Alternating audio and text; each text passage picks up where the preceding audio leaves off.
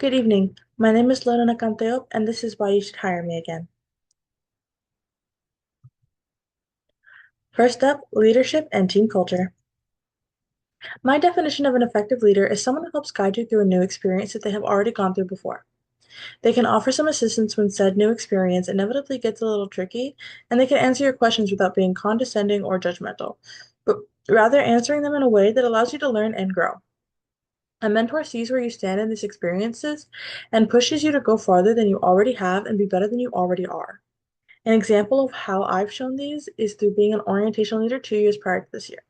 Within orientation, I had been both a first year, a returner, and a team development co-chair.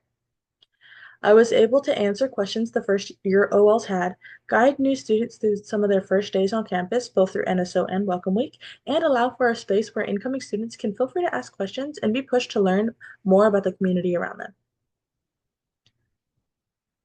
While there are many characteristics returning OLs could or should have, I believe there are two very important values and characteristics.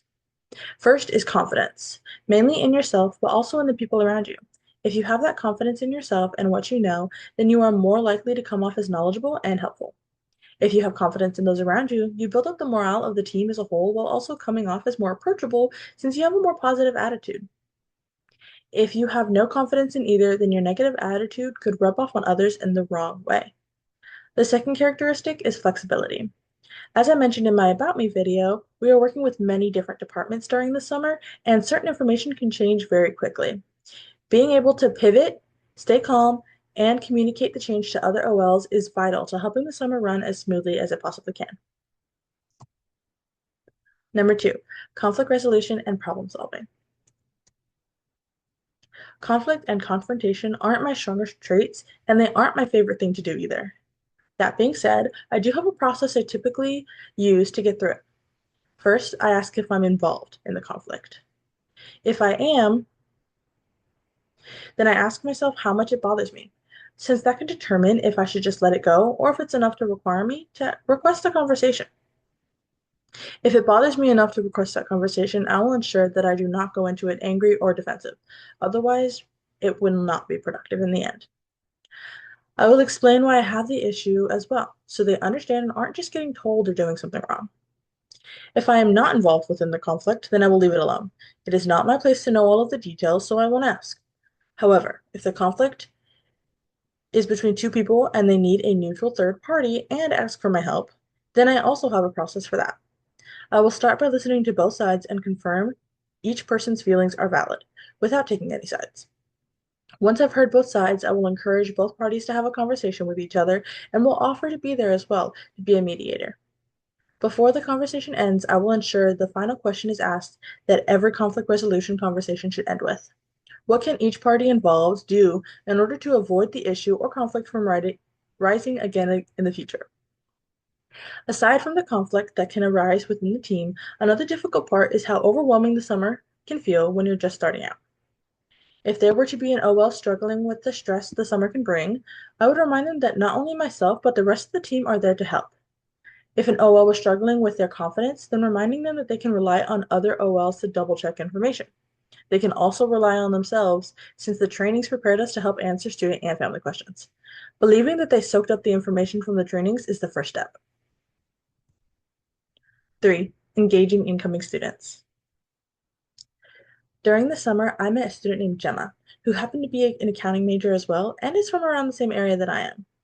Though check-in had not officially started yet, we had gotten to talking outside of ID services, and I was able to ease some of the nerves she had about entering college and the accounting department in general. After a little bit, her mom joined us as well, and I was able to talk to them both about the college experience and being able to contact home while also having some independence. It was really nice meeting her, and I still talk to her to this day. During the school year, I've had a few of my students from over the summer join KCC, an organization I'm in on campus. There was one student who actually recognized me and had stuck around with me for a little while since I was a familiar face in a new environment. It was an amazing feeling to know that I had created that safe environment as well as was able to in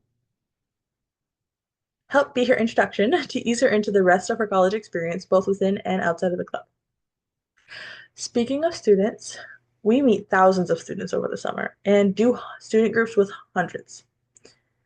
Not every student is going to enjoy every activity that is planned throughout NSO, and it's important that we as OLs know how to engage them as best as possible. Excuse me.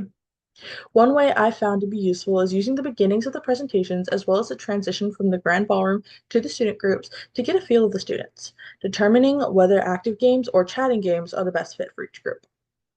While both will be productive, some groups like to be active right away and others need some time to warm up to the group around them and then they can be active later in the day.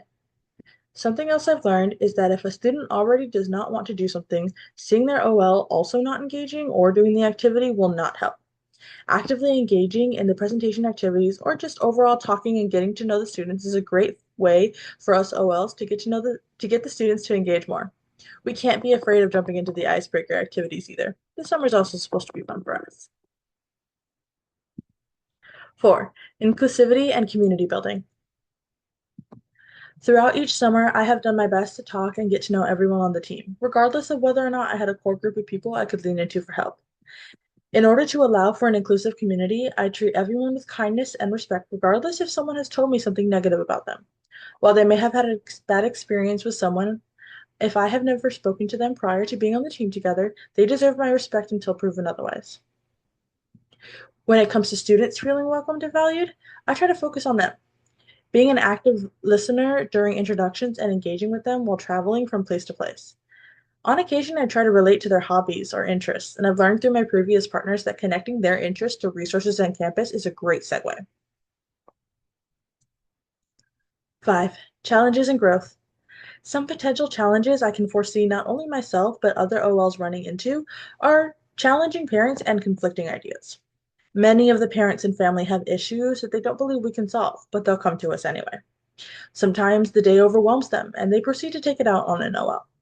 In these situations, it is key for us to keep calm, stand our ground, and do our best to provide the answers that they need.